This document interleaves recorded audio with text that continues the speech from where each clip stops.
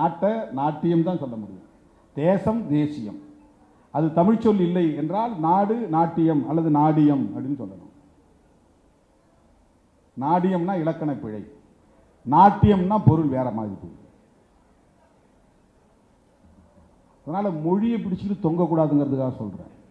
மொழி உணர்வு வேண்டும், மொழியை பிடித்து தொங்கக்கூடாது. மொழி உரிமை வேண்டும், மொழியை பிடித்து தொங்கக்கூடாது. மொழி பாதுகாப்பு வேண்டும், மொழியை பிடித்து தொங்கக்கூடாது. ஏன் இதை சொல்லக்கூடாது என்றால் மக்களை குழப்பக்கூடாது. ஏன் மக்களை குழப்பக்கூடாது என்றால் அரசியலை மடைமாற்றம் செய்யக்கூடாது, திசை திருப்பக்கூடாது.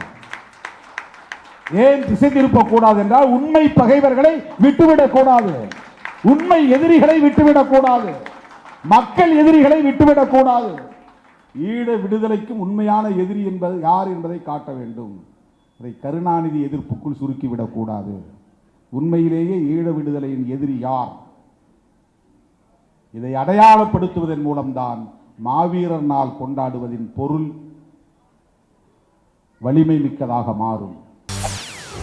செய்திகளை உடனுக்குடன் தெரிந்து கொள்ள உடனே சப்ஸ்கிரைப் பண்ணுங்க.